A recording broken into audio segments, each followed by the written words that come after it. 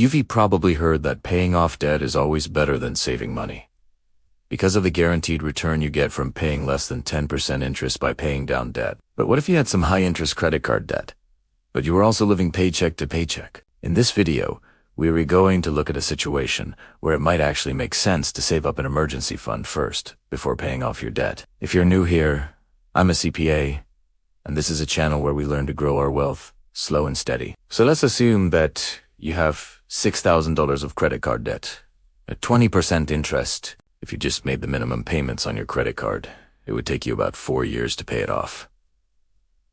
And in that time, you'd be paying about $2,800 of interest expense. If instead you were able to pay off the balance in 1 year, you'd only be paying about $840 of interest expense. So there's clearly an advantage to paying off debt as quickly as possible. But there's another benefit to paying off your debt. And no, it doesn't have to do with all the usual reasons, like freeing up more of your cash flow, improving your credit score, etc.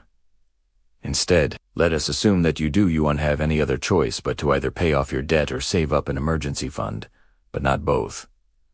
Would it make sense to save up an emergency fund first? Well, when you think about it, the interest rate on your credit card is like the interest rate that you could earn by investing your money. If you put your money into a savings account, you'll probably only earn 0.00 something percent. So that's not really worth it. But if you invest in a diversified portfolio of index funds, you could reasonably expect to earn between 7 to 10%. So even though that is significantly lower than the 20% interest rate you're repaying on your credit card, that it is still mathematically better to invest your money rather than having it sit idle in a bank account. So what if you invested your money and earned an 8% return? Let's compare how much you'd be paying in interest expense versus the return you'd get from investing. In this example, we use a credit card with an 18% interest rate, since that seems to be the average credit card interest rate these days. In the first year, you'd pay $1,800 in interest expense on the credit card,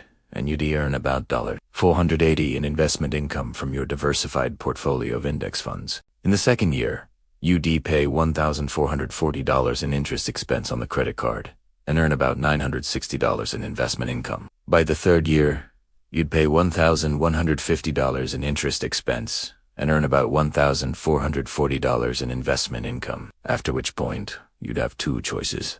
You could either continue paying off the credit card or switch to using the money in your investment account to pay off the remaining balance. In this example, we continue paying off the credit card so that we can see how long it takes to break even. In the fourth year, you'd pay $850 in interest expense and earn $1,920 in investment income. And in the fifth year, you'd pay $630 in interest expense and earn $2,400 in investment income. So by the end of the fifth year, you would have broken even. After that point, every dollar you invest will earn you a roughly 20% return after accounting for the interest expense, which is significantly higher than the 7 to 10% you would have earned by just investing without paying off the high interest rate credit card first. This means that even though paying off debt is untechnically the best financial decision from a purely mathematical standpoint, sometimes it makes sense to do it anyway because of the peace of mind it provides. It's much easier to make smart financial decisions when you're not constantly stressed out about money. On the other hand,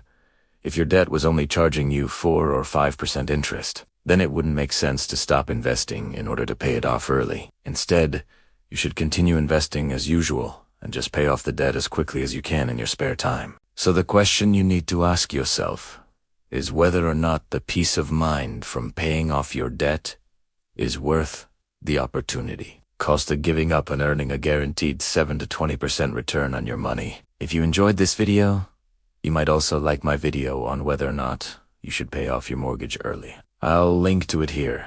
Please hit the like button if you found this video helpful. And be sure to subscribe if you want to see more videos like this in the future. Thank you guys so much for watching, and until next time, all the best.